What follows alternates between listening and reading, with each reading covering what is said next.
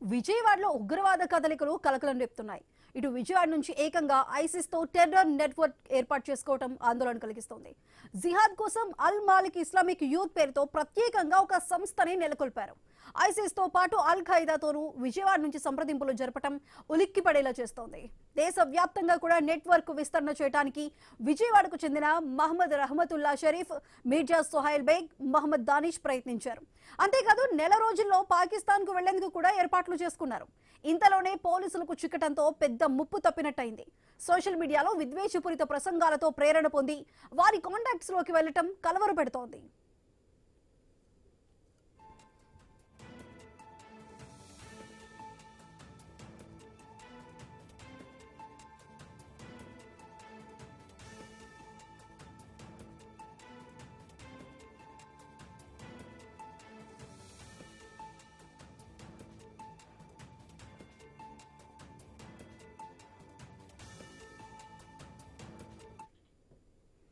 పోలీసులకు చిక్కిన వారిలో రహమతుల్లా విజయవాడలో ఓలా ర్యాపిడో బైక్ డ్రైవర్ గా పనిచేస్తుంటే మహమ్మద్ దానిష్ లేజర్ మార్కింగ్ పనిలో ఉన్నాడు. మీర్జా సోహైల్ బేగ్ బిర్యానీ పాయింట్ లో పనిచేస్తున్నాడు. విదేశీ హ్యాండ్లర్ అల్ హకీం షుకూర్ తో పరిచయం పెంచుకొని షుకూర్ ఆదేశాలతో AQIS తో సంబంధాలు పెంచుకున్నాడు.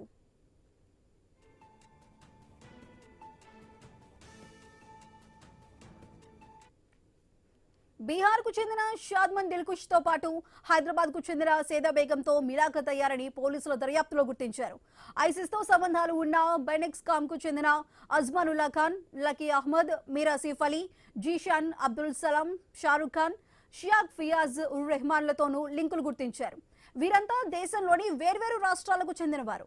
వారి ఆదేశాలతో ఉగ్ర కార్యకలాపాలు సాగిస్తున్నారు. పాక్ ఆఫ్ఘాన్ లో మిలిటెంట్ శిక్షణ కోసం వెళ్లేలా ప్రణాళికలు వేసుకున్నారు. ముఖాలకు మాస్కులు వేసుకొని మజాహిదీన్లుగా సోషల్ మీడియాలో పోస్టులు పెట్టారు.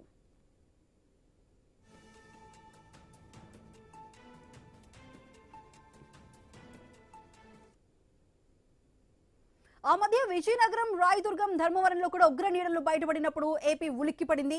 ఇప్పుడు ఏకంగా ప్రశాంతంగా ఉండే విజయవాడలో స్లీపర్ సెల్స్ వెలుగు చూడటం సీరియస్ గా తీసుకోవాల్సిన అంశంగా భద్రతా వ్యవహారాలు పర్యవేక్షించేవారు చెబుతున్నారు. ఉగ్రవాదులు ఏపీని షెల్టర్ జోన్ గా భావిస్తున్నారా, ఇక్కడ ఎవరికి అనుమానం రాదని గ్రౌండ్ ప్రిపేర్ చేసుకుంటున్నారా అనే ప్రశ్నలకు నిఘా వర్గాలు సమాధానాలు రాబట్టి తగు విధంగా సీరియస్ చర్యలు చేపట్టాలని సూచిస్తున్నారు.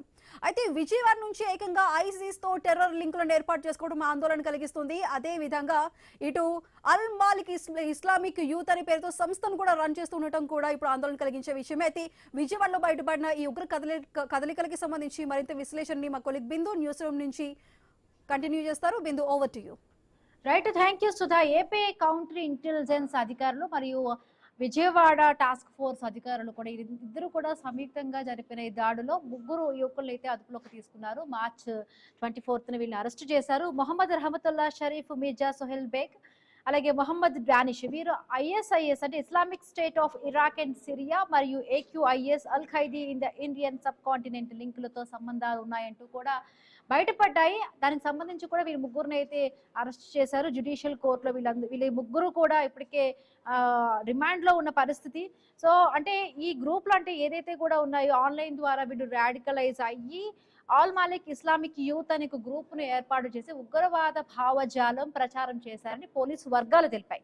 అయితే వీరు సోషల్ మీడియా ద్వారా ఇన్స్టాగ్రామ్, అదేవిధంగా టెలిగ్రామ్ వంటి గ్రూపుల ద్వారా కూడా ISIS, AQIS సంబంధిత కంటెంట్ ని వీళ్ళు షేర్ చేశారు. అలాగే జాతీయ జెండా స్థానంలో కూడా ISIS ఒక జెండాను కూడా ప్రతిపాదించే కొన్ని స్టేట్మెంట్స్ కానీ కొన్ని మెసేజెస్ కానీ వీళ్ళు పెట్టినట్టుగా కూడా కొంత ఇన్ఫర్మేషన్ అయితే పోలీసులు గ్యాదర్ చేశారు. అలాగే దేశాల్లో వివిధ రాష్ట్రాలు ఇప్పటికే కూడా హైదరాబాద్, బీహార్, కర్ణాటక, పశ్చిమ బెంగాల్, ఢిల్లీ, రాజస్థాన్, మహారాష్ట్రలో ఇప్పటికే 10 మంది సభ్యులతో కలిసి వీళ్ళు కలిసి పనిచేసినట్టుగా కొంత ఇన్ఫర్మేషన్ అయితే పోలీసులు గ్యాదర్ చేశారు. ఈ నేపథ్యంలో పాక్ హ్యాండ్లర్ నుంచి కూడా వీళ్ళకి కొంత మొత్తంలో డబ్బులు కూడా సమకూరినట్టుగా పోలీసుల దర్యాప్తులో కూడా ఈ విషయాలు బయటపడ్డాయి. ముఖ్యంగా అంటే జిహాదీ కార్యక్రమాలు చేపట్టి భారతదేశంలో ఖిలాఫత్ను స్థాపించాలని వీళ్ళు ప్లాన్ చేశారంటూ కూడా పోలీసుల ఇన్వెస్టిగేషన్ లో తేలింది. IED తయారీ, అదేవిధంగా ఎట్లాగా ట్రైనింగ్ మెటీరియల్ ను కూడా వాళ్ళు ఎక్కడి నుంచి తీసుకురావాలి అనే విధంగా మొత్తం ఇన్ఫర్మేషన్ అంతా కూడా వీళ్ళు కొంత బయటపడేట్టుగా కూడా ఇన్వెస్టిగేషన్ లో తెలుసు.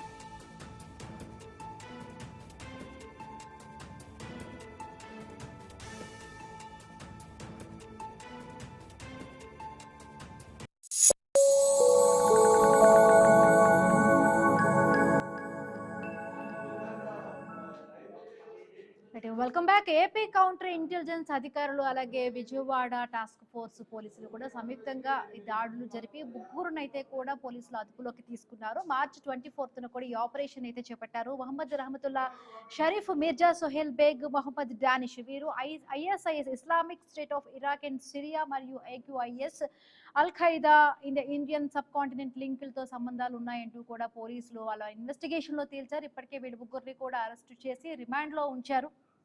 సో వీళ్ళు అల్ మాలిక్ ఇస్లామిక్ యూత్ అనే గ్రూప్ తో కూడా ఒక ఏర్పాటు చేసి ఉగ్రవాద భావజాలాలు కలిగి ఉన్న ఒక పోస్టులు వీళ్ళు పెడుతున్నారంటూ కూడా పోలీసులు ఇన్వెస్టిగేషన్ లో తేలింది. మొత్తంగా కూడా ఈ టెర్రర్ లింకుల గ్రూపులతో అయితే కూడా పురోగతి సాధించి ఇప్పుడే ముగ్గురిని అరెస్ట్ చేశారు. మొత్తంగా కూడా ఈ కేసులో 13 మందిపై కూడా కేసు నమోదు చేశారు, ముగ్గురిని అరెస్ట్ చేశారు. అదే దేశవ్యాప్తంగా కూడా ఢిల్లీ, పశ్చిమ బెంగాల్, మహారాష్ట్ర, కర్ణాటక, బీహార్ అలాగే తెలంగాణ మొత్తంగా 9 బృందాలు కూడా గాలిస్తూ ఉన్నాయి. ఇంకా ఎవరెవరితో కూడా వీళ్ళు లింకులు ఉన్నాయి, అదే విధంగా వీళ్ళు ఎవరెవరితో సంబంధాలు కలిగి ఉన్నారనే దిశగా కూడా పోలీసులు కోఆపరేషన్ అయితే చేపట్టాయి. 7 రాష్ట్రాల్లో కూడా మిగిలిన 7గురిని, మిగతా రాష్ట్రాల్లో కూడా 7గురిని కూడా అదుపులోకి తీసుకున్నట్టుగా కూడా తెలుస్తోంది. సో ఇప్పటికే తెలంగాణకు చెందిన సైదా బేగంని కూడా అదుపులోకి తీసుకున్నట్టుగా తెలుస్తోంది. ముఖ్యంగా మరి గతంలో మనం చూసాము, ఏపీలో కూడా అనంతపురం జిల్లాలో కూడా మనం చూసాము ఈ ఉగ్రవాద లింకులు అదే విధంగా బయటపడ్డాయి.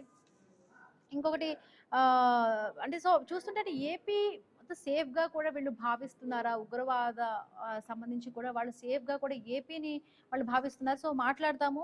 కరెస్పాండెంట్ విజయవాడ నుంచి యాకూబ్ జాయిన్ అయ్యారు. Good afternoon Yakub. Yes Yakub, చూస్తున్నాం ఇప్పటికే టెర్రర్ లింకుల కేసుకు సంబంధించి కూడా పురోగతి స్టార్ట్ అయ్యింది. ఇప్పటికే ముగ్గురిని అయితే అరెస్ట్ చేయడం జరిగింది. వీళ్ళు ముగ్గురు కూడా ఇప్పటికే కోర్టులో రిమాండ్ ఖైదీలుగా కూడా ఉన్నారు. మరొక మొత్తంగా కూడా మహారాష్ట్ర, పశ్చిమ బెంగాల్, కేరళ మొత్తంగా ఈ బీహార్, తెలంగాణలో ఇప్పటికే కొంతమంది బృందాలుగా కూడా వెళ్ళిపోయి పోలీసులు కూడా గాలిస్తున్నారు. ఎవరెవరు కూడా ఈ టెర్రర్ మాడ్యూల్తో గ్రూపులతో కూడా లింకులు ఉన్నాయనే విధంగా పోలీసులు కోఆపరేషన్ అయితే చేపడుతున్నారు, ఇన్వెస్టిగేషన్ చేస్తున్నారు. కేసు డెవలప్మెంట్స్ ఏంటి యాకూబ్?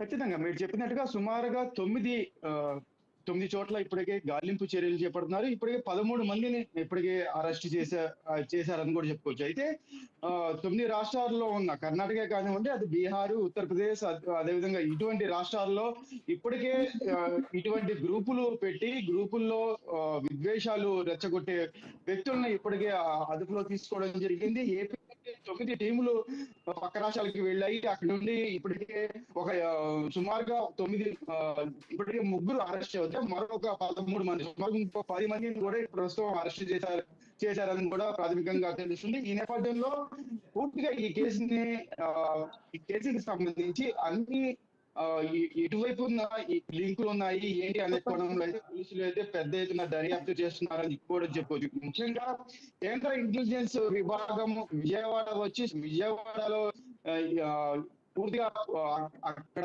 ఖచ్చితంగా ఇక్కడి నుండే పూర్తిగా ఒక భాష గ్రూపులు కానివ్వండి, సోషల్ మీడియా గ్రూపుల్లో ప్రచారం చేస్తున్నారు.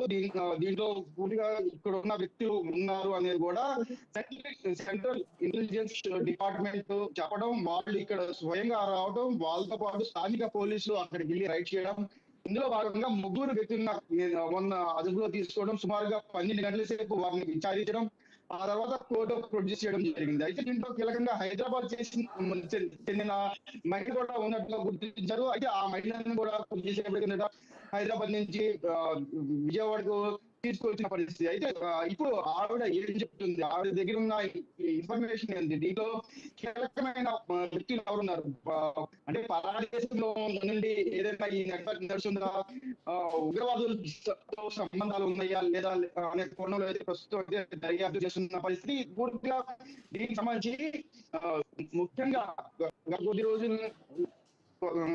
రోజులుగా ఈ ఉగ్రదాడులకు సంబంధించి పూర్తిగా ఏపీఏ కాదు, కేంద్ర బలగాలు కూడా దీని మీద నియమబద్ధంగా ఉన్నాయి. ఎవరైనా చిన్న వాళ్ళు కూడా ఎవరైనా ఉంటే దీంట్లో ప్రలోభ పెట్టే వాళ్ళు ఉన్నా కూడా వాళ్ళని కూడా ఖచ్చితంగా చర్యలు చేపడతామని చెబుతున్నారు. దీనికి సంబంధించి పూర్తిగా సెంట్రల్ రైట్.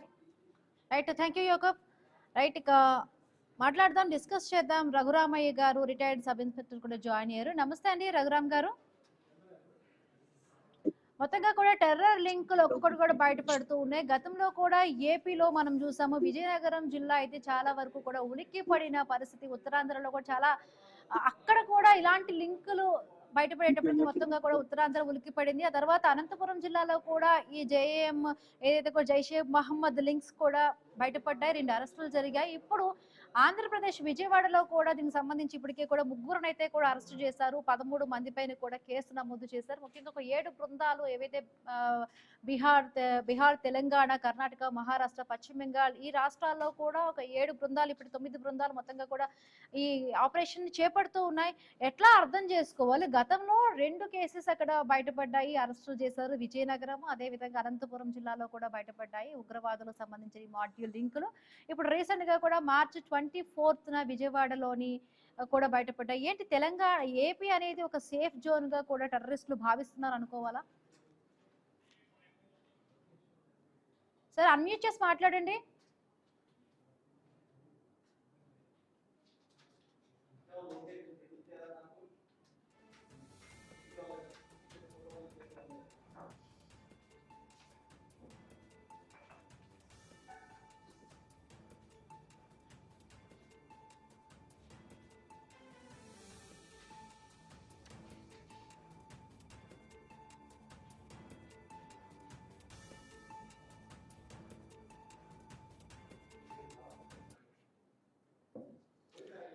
రైట్గా జాయిన్ అయ్యారు శ్రీనివాస్ గారు, advocate, AP state president of protection of civil rights.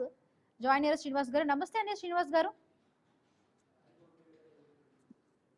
నమస్తే అండి. అంటే ఎట్లా చూడాలి? ఇప్పటికే కూడా ముగ్గురునైతే అరెస్ట్ చేశారు. ఒక 13 మందిపై కూడా కేసు నమోదు చేశారు. వీరు సోషల్ మీడియా ద్వారా ఇన్స్టాగ్రామ్ అదే విధంగా టెలిగ్రామ్ అంటే హ్యాండిల్స్ ద్వారా ఐఎస్ఐఎస్ ఏక్యూఐఎస్ సంబంధిత కంటెంట్ ని వీళ్ళు షేర్ చేశారనే విధంగా కూడా పోలీసులు ఇన్వెస్టిగేషన్ లో మొత్తం డేటానంతా సేకరించి వీళ్ళు ముగ్గురిని అరెస్ట్ చేశారు. జైల్లో కూడా పెట్టడం జరిగింది. సో ఎట్లా అర్థం చేసుకోవాలి? ఏంటి సోషల్ మీడియా రాడికలైజేషన్ ని ఎట్లా అరికట్టాలంటారు? ఈ 2 రోజుల నుంచి కూడా ఇది టెర్రరిజం అని ఉగ్రవాద సంబంధాలు అని చెప్పేసి ప్రచారం చేస్తున్నారు. ఇది ఒక అబద్ధపు ప్రచారం. ఇది పోలీసులు రిమాండ్ రిపోర్ట్ లో ఉన్న అంశాలు చెప్తున్నారు. అయితే పోలీసులు కేసు రిజిస్టర్ చేయకముందు వాళ్ళ ముగ్గురు ఇళ్ళు సోదాలు చేయకముందే దానికి సంబంధించింది పత్రికల్లో తర్వాత మిగతా వాటిలో కూడా న్యూస్ స్ప్రెడ్ చేశారు. దీనికి సంబంధించి ఒక కట్టుకథ అల్లటానికి అని చెప్పేసి ముందుగా ఒక పూర్తిగా ఒక ప్లాన్ తో దాన్ని ఇచ్చేసి ఎగ్జిక్యూట్ చేసుకుంటూ దాంట్లో భాగంగా తీసుకొచ్చిన ఇది. ఇక్కడ ఉగ్రవాదం లేదు, విజయవాడలో టెర్రరిస్టులు లేరు, ఎవరు లేరు. ఇది ఒక సోషల్ మీడియా నేరం. సోషల్ మీడియా నేరాల్లో దీనికి సంబంధించిన అన్ని హిందూ మతంలో కానీ లేకపోతే ముస్లిమ్స్ కానీ మొత్తం మన దేశంలో సోషల్ మీడియాలో చాలా నేరాలు జరుగుతున్నాయి. అలాగే రాజకీయ నాయకులు కూడా చాలా మంది వాళ్ళని కూడా ఈ సోషల్ మీడియా దీని కింద అరెస్ట్ చేస్తున్నారు. డిజిటల్ అరెస్టులు జరుగుతూ ఉన్నాయి. అలాగే ప్రభుత్వాలు కూడా కేంద్ర ప్రభుత్వం రాష్ట్ర ప్రభుత్వం కూడా ఈ సోషల్ మీడియా నేరాలని నియంత్రించడానికి ఒక చట్టాలు చేస్తున్నాయి. మన రాష్ట్ర ప్రభుత్వం కూడా చట్టం చేస్తామని చెప్పేసి మన అసెంబ్లీలో కూడా ప్రకటించడం జరిగింది. కాబట్టి వీటిని ఈ సోషల్ మీడియాలో నేరాలను తీసుకొచ్చేసి టెర్రరిజం ఉగ్రవాదాలు అని చెప్పి ముస్లిం కుటుంబాలని ముస్లింని వాళ్ళని టార్గెట్ చేస్తూ అది ఒక ప్లాన్ ప్రకారం జరిగిన తంతుగానే కనిపిస్తా ఉంది. కాబట్టి ఇది మొత్తం కూడా ఈ సోషల్ మీడియా మొత్తం ఆ రిమాండ్ రిపోర్ట్ అవి అన్ని చూస్తే దానికి సంబంధించింది వాళ్ళు ఇచ్చేసింది కూడా దాంట్లో వాళ్ళు స్ప్రెడ్ చేసింది. కానీ దాంట్లో సోషల్ మీడియాలో ఏది మాట్లాడకూడదు, ఏది మాట్లాడాలి ఏమిటనేది ఆ నియంత్రణ అది లేకపోవడం వల్ల ప్రభుత్వాలు జోక్యం చేసుకొని వాటికి సంబంధించింది చేయాలి ఇప్పటికీ కూడా. కాబట్టి దీనికి సంబంధించింది పాకిస్తాన్ అని టెర్రరిజం అని ఇవన్నీ కూడా ఊహాగానాలు తప్ప అదన్నీ కూడా రిమాండ్ రిపోర్ట్లో కానీ ఎక్కడా కానీ ఇంకా పోలీస్ ఇన్వెస్టిగేషన్ జరగలేదు. దీనికి సంబంధించి అబద్ధపు ప్రచారం ఒకటి ఉంది. సార్ మరి ఇంకా రిమాండ్ రిపోర్ట్ లో వీళ్ళ ముగ్గురిని అంటే ఏమీ చేయలేదు అంటున్నారు. మరి మీ ముగ్గురు పైన కూడా కేసు నమోదైంది. వీళ్ళని రిమాండ్ రిపోర్ట్ లో అంటే జైల్లో కోర్టులో కూడా పెట్టారు. ఇప్పుడు జైల్లో ఉన్నారంట. మిగతా స్టేట్స్ ఏవైతే ఉన్నాయో అదే విధంగా ఇప్పుడు తెలంగాణ కానీ మహారాష్ట్ర కానీ కర్ణాటక కానీ మిగతా స్టేట్స్ లో కూడా మొత్తానికి కూడా పోలీసులు ఇన్వెస్టిగేషన్ చేస్తున్నారు. 9 బృందాలుగా విడిపోయి కూడా ఎవరైతే కూడా లింకులు ఉన్నాయో కూడా వాళ్ళని పట్టుకుని పనిలో పడ్డారంటున్నారు. సో మీరు సివిల్ రైట్స్ కోసం పోరాడుతున్న ఒక అడ్వకేట్ గా అంటే అంటే ఒక ముస్లిం పేర్లు పెట్టుకున్న పాపానికే వీళ్ళు ఒక ఉగ్రవాదులుగా ముద్ర పడింది అనుకోవాలా? లేకపోతే నిజంగా కూడా వీళ్ళు అటువంటి కార్యకలాపాలకి కానీ లేకపోతే అంటే ఐఎస్ఐఎస్ ఏదైతే కూడా ఆ జెండాకి సంబంధించి వీళ్ళు భారత జాతీయ జెండాని ఉంచాల్సిన దగ్గర కూడా వీళ్ళు సంబంధించిన స్టేట్మెంట్స్ కానీ మెసేజెస్ కానీ అవన్నీ కూడా ఫార్వర్డ్ చేయడం వల్లే ఇవంతా కూడా వీళ్ళు అరెస్ట్కి పాల్పడ్డారు, అరెస్ట్ చేయబడ్డారు అంటూ కూడా ఒక ఇది వస్తోంది. అంటే అరెస్ట్ కాకముందే, కేసు రిజిస్టర్ కాకముందే దీన్ని ప్రచారం చేశారు. అది దీని తర్వాత వాళ్ళని అదుపులో తీసుకున్నది తర్వాత, సోదాలు చేసిన తర్వాత విచారణలో ఏం తేలింది ఏమిటని చెప్పకుండానే మొత్తం ప్రచారం దానికి సంబంధించింది అన్ని పేపర్లో వచ్చింది. వాటన్నిటికి ముందుగానే ఇచ్చారు కాబట్టి దాన్ని కుట్ర అని అంటున్నాము. అట్లాగే దీనికి సంబంధించిన ఇది ఎక్కడా కూడా దీనికి వాళ్ళు చెప్పిన దాంట్లో కూడా వాళ్ళు ప్రస్తుతం యుద్ధం జరుగుతుంది. ఈ యుద్ధంలో అమెరికా, ఇజ్రాయెల్, పాలిస్తాన్ వాళ్ళు మాట్లాడింది కూడా వాళ్ళు అక్కడ పాలస్తీనాలో చాలా మంది యుద్ధం వల్ల చనిపోతున్నారు, పిల్లలు చనిపోతున్నారు అని వాళ్ళు ఒక హ్యుమానిటేరియన్ దీంట్లో వాళ్ళు వాపోయారు, బాధలు పడ్డారు. వాటి అన్నిటికి సంబంధించి ఎక్కడ కూడా బయటికి రాకుండా వాళ్ళు ఏదో పాకిస్తాన్ వాళ్ళతో మాట్లాడారు, టెర్రరిస్టులతో మాట్లాడారు అని దీన్ని ఎగ్జాగరేట్ చేసి ముస్లిం టార్గెట్ చేస్తున్నారు. రంజాన్ పండుగ సందర్భంగా మొత్తం కూడా హిందూ ముస్లింలు అందరూ కూడా చాలా చక్కగా పండుగ చేసుకున్నారు. ఆ పండుగ అయిపోయిన తర్వాత చేసే దీన్ని రంజాన్ పండుగ తర్వాత 4 రోజులు కూడా కాకుండానే దీన్ని తీసుకొచ్చారు. ఇంతకుముందు ఢిల్లీలో కూడా అలాగే జరిగింది. హోలీ అప్పుడు కూడా దానికి సంబంధించింది మేము బ్లడ్ బాత్ చేస్తామని చెప్పేసి ఈ ఎవరైతే ఉన్నారో బజరంగ్ దళ్ మోక వాళ్ళందరూ కూడా టార్గెట్ చేసి ముస్లింలు చేస్తే మళ్ళీ ఏపీసీఆర్ఏ హైకోర్టుకు వెళ్ళి పిల్లు వేసి వాటిలో కూడా ఆర్డర్ తీసుకొని రావడం జరిగింది. ఇదంతా కూడా అన్ని రాష్ట్రాల్లో కూడా దీన్ని కావాలని చేస్తా ఉన్నారు. దీంట్లో నిజాలు అన్ని కూడా పోలీసులు ఇన్వెస్టిగేషన్ లో తేల్చాల్సిన అవసరం ఉంది. ఇంకా ఇన్వెస్టిగేషన్ అవ్వకుండానే దీని మొత్తం అన్ని రాష్ట్రాలకి అన్ని చోట్ల కూడా ముస్లిం టార్గెట్ చేస్తూ వాటన్నిటి కూడా ప్రచారం చేస్తున్నారు. దీన్ని మానుకోవాలి. ఇది ఒక సోషల్ మీడియా నేరం కింద చూసి చేయాలి. ఎందుకంటే ఇటువంటి నేరాలకి మిగతా వాటిలో ఇదే సెక్షన్స్ పెట్టారు, కానీ ఇక్కడ పెట్టింది ఏంటంటే ఇది ఊపా సెక్షన్స్ అడిషనల్ గా చేసేసి ఇదేదో భారతదేశాన్ని ఇది చేస్తున్నట్లు, ముక్కలు చేస్తున్నట్లు, సార్వభౌమత్వాన్ని ఇది చేస్తున్నట్లుగా ఈ సెక్షన్లన్నీ కూడా పెట్టారు. ఇదే నేరం ఎస్ మిగతా సార్, వాళ్ళు అంటే చేస్తే ఇప్పుడు మిగతా జనరల్ గా కూడా మతాలకు కానీ ఇలాంటి వాళ్ళకి ఎవరికి కాంటెంట్ ని చేయలేదు. ఎవరైతే కూడా షేర్ చేస్తారో వాళ్ళు కూడా అంటే ఉగ్రవాద చర్యలకు పాల్పడుతున్నట్టుగా కూడా అంటే ఉపా సెక్షన్ గురించి మీరు మాట్లాడుతున్నారు.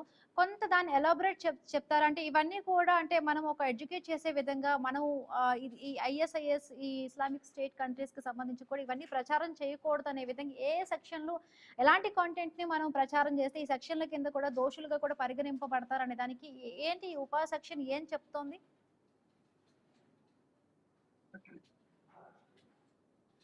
అంటే ఆల్రెడీ ఈ ఇన్ఫర్మేషన్ టెక్నాలజీ అనే యాక్ట్ 2000 నుంచి ఉంది ఇప్పుడు దాంట్లో. కాబట్టి 2000 నుంచి ఉన్న ఈ చట్టంలో ఎంతమంది అరెస్ట్ చేశారు, ఎంతమందికి శిక్షలు పడ్డాయి అంటే దీంట్లో మనకేమీ కనపడదు. అట్లాగే ఊపాలో అనేక మందిని ప్రొఫెసర్స్ ని, అట్లాగే లాయర్స్ ని, వీళ్ళని చాలా మందిని కూడా అక్రమంగా జైల్లో పెట్టి నిర్బంధించారు. వాళ్ళందరూ కూడా 6-7 సంవత్సరాల నుంచి బెయిల్ రాకుండా లోపల ఉన్నారు. వాళ్ళలో సాయిబాబా ఉన్నాడు, ఉమర్ ఖలీద్ ఉన్నారు, చాలా మంది ఉన్నారు, ప్రొఫెసర్స్ ఉన్నారు. వీళ్ళందరూ కూడా అక్రమంగా నిర్బంధించారు. ఇవాళ సుప్రీంకోర్టు కూడా ఇవన్నీ కూడా విచారణ లేకుండా, బెయిల్ లేకుండా ఉన్నారు కాబట్టి 1 సంవత్సరంలో వీళ్ళకి ఈ నేరాలకు సంబంధించిన మొత్తం కూడా విచారణ జరగాలి అని చెప్పేసి, తీర్పులు ఇవ్వాలని చెప్పేసి చెప్తా ఉన్నారు. కాబట్టి ఇట్లా ఊహాజనితం కాకుండా పోలీసులు దానికి సంబంధించి నిర్ధారణ చేసి, విచారణ చేసి వాటన్నింటిని కూడా చేయాల్సిన అవసరం ఉంటుంది. అది కూడా ఇది ఇంత జరుగుతుంది అని అంటే ఇది ఎక్కడ కూడా మనకి చాలా డిఫెన్స్, ఇంటెలిజెన్స్ వ్యవస్థ ఉన్నది. వీటన్నిటికీ కూడా దానికి సంబంధించింది ఇంతవరకు సడన్ గా ఒక రోజు వచ్చేసి మొత్తం రాష్ట్రాలు, దేశం మొత్తం కూడా ఇట్లా నెట్వర్క్ ఇది చేసింది అని అంటే మన ఇంటెలిజెన్స్ చాలా పటిష్టమైంది. వాటిని దాటుకుంటూ రావడం అనేది ఇది అది. కాబట్టి ఇవన్నీ కూడా ఈ రిమాండ్ రిపోర్ట్ ఇవన్నీ కూడా పోలీసులు కావాలని ఇది ప్రచారం కోసం కల్పించిన కట్టుకథలాగా అనిపిస్తా ఉంది. రైట్, అలాగే థ్యాంక్ యూ సో ఉపాధికి మచ్ అండి. సంబంధించింది అయితే రైట్ ఇప్పుడు చూస్తే ఉండండి. Right, thank you so much అండి శ్రీనివాస్ గారు డ్రైవ్ లో పాల్గొన్నందుకు. సో చూసారు కదా, ఇది వాళ్ళ question hour. Keep watching iNews, మీతోని మీ వెంటే.